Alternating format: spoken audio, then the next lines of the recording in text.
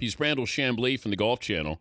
He joins us on the program. Summarize yesterday, if you can. If you didn't see it, what did we miss yesterday? Lots of shocks. At the top of the list really is Tien Long Wan. On every Chinese website, on every morning show, that's kind of what they're leading with. The 14-year-old in this sort of heady company. He beat Ian Poulter, who said this was the best year for him to win a major championship. He beat Stuart Sink. He beat Hunter Mahan. He beat defending champion Bubba Watson. He beat a guy who won 4 times last year in Europe, Brandon Grace. He beat Torbjorn Olesen. This is a 14-year-old kid that is playing golf with the best players in the world. Compare this to when Tiger was 14, because I don't know if there's another comparison here, Brandel, but just to give people perspective of, I know 14-year-old at Augusta is amazing, but where was Tiger at 14? 14 for Tiger Woods was extraordinary as well. He was in the beginning of all those USGA juniors and then the run through the U.S. amateurs. Tiger Woods was longer. Tiger Woods at that age, when he was playing with professionals, was blowing it by them. What Tien Long Wan is doing is he's not blowing it by them. He's just blowing their minds with his consistency. When he was 12 years old, he played a hole with Tiger Woods. It was a par 3, 212 yards. He hit it 12 feet away. Tiger Woods, hit a much shorter iron shot, hit it inside of him. But the fact is, if you're 12 years old and you got one shot with Tiger Woods and you pull 3-wood out and you hit it, 10, 12 feet away, it says that mentally that you are far beyond your years, because seasoned veterans who've won major championships crumble in Tiger's wake. This kid's not crumbling, and it's really cool to watch. Finish the sentence, if he makes the cut. I'll be shocked. But I was shocked yesterday. I thought, given his length and how hard this golf course is, I thought he'd probably shoot, based upon what everybody was saying, probably 78, 82, somewhere in there. I mean, there were tons of terrible scores yesterday. If he does it 2 days in a row, I will set this weekend, and yes, I'll watch the lead, but I'll find on my computer how I can follow this kid every shot. Conditions today as opposed to yesterday, or what? Well, it's going to be soft. I'm looking out. There's no sunshine, and it's still cloud cover here. So that means that none of this moisture is really going to dry up. So scoring conditions will be ideal, and that is ideal for shorter hitters like Fowler, Kuchar, Jim Furyk, guys who wouldn't ordinarily have a chance on this golf course. Tiger needs to do what today? Hit it better than he did yesterday. When he's opened slowly with this golf tournament in the past, he has just put the turbochargers on the second and third rounds twice on his way to victory. After opening with 70, he shot 131 in the second and third round. So Tiger Woods, even though he shot 70 and he said he was happy with it, he didn't look happy yesterday. I got to see most of his round. He didn't look happy with it. He swatted at the ground a couple times, grabbed at his back, short-sighted himself. He's just smarter than everybody else. With an iron in his hand, he's better than everybody else. But he needs a good one today. What do you mean grabbed his back? He grabbed his back on the 10th hole. He looked like he was favoring his back on the 15th hole. He didn't say anything about it. Nobody asked him about it. But either he's doing it in disgust or there was something there. But you'd never know. But I don't know with him. His reactions weren't walking towards the hole, spinning the club, is what I'm saying, Dan. He didn't look happy. So, maybe there's nothing wrong with his back. But there's certainly something wrong with his pleasure or displeasure with the golf shots. He's Brandel Chamblee from the Golf Channel joining us, Dan Patrick Show. Who needs a green jacket? A long list of players that are deserving. An Adam Scott, a Luke Donald, Justin Rose, certainly.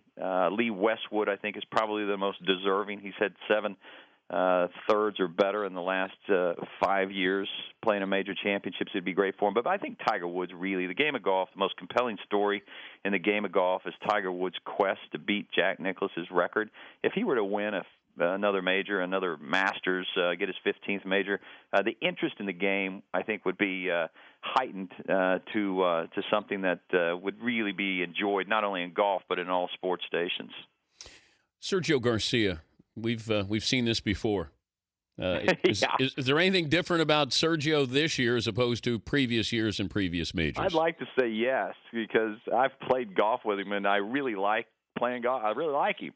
But when when he's on a golf course, he looks like he wants to be anywhere else in the world but there, unless he's playing perfect. If he's playing perfect, he looks happy. But anything less than perfect, he looks like he wants to be somewhere else.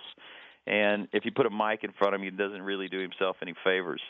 If he hangs in to the end, I will be pleased, but I will be very surprised. I'm looking at what Tiger's done at Augusta, and pedestrian when it comes to the par threes over par, par fours over par, but just dismantles the par fives. If you were going to restructure, recreate Augusta, what would you do to the par fives to maybe make it less I love that Augusta has birdies. I mean, it's a course, the setting, you need to have great golf, great shots there.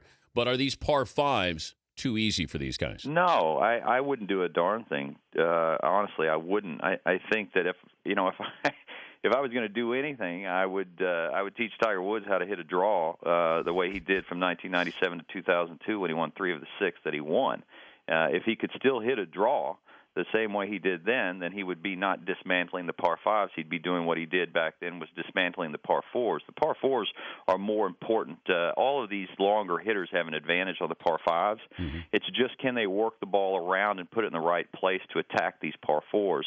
I look at the par fours as being more important in this championship. If you go back, it's the winners usually play them around even par, so occasionally they'll get better than that. But they're more important to me than the par fives. All these guys beat these par fives up, play them 9, 10, 11 under par. And I think that they kind of lull you to sleep because you gear up for the par threes and the par fives, and then all of a sudden those par fours, and you go, oh my gosh. Yeah, and they're the meat. Number 1 is the hardest hole, or was the hardest hole last year. Number 5 is a critical hole. You can make a double bogey there in a heartbeat. And then that stretch 9, 10, and 11. You're trying to draw it around the corner at 9, and then you have to draw it off a cut lie at 9, and then you try to draw it around the corner at 10, but you have to cut it off a draw lie. So you're asked to do all of these things at Augusta National from one hole to the other that are opposite of what you think you need to do. You have to draw it on one off the tee. You got to fade it into the green, but then you have to fade it off a hook lie. So, it keeps your interest. And from a shot value perspective, it's really hard to beat Augusta National. That's why it's a list of champions. And they've had 76 Masters there. 16 players have won 45 of them. 16 players have won 60% of these golf tournaments. This golf tournament asks so much of players, and very few players have everything they need to win this golf tournament. If I took the analyst right now, everybody covering Augusta on TV, which analyst would shoot the best score at Augusta? Oh, man, let me think. Probably Nick Faldo. I know he's a little long in the tooth, Nick, if you're listening. I'm teasing.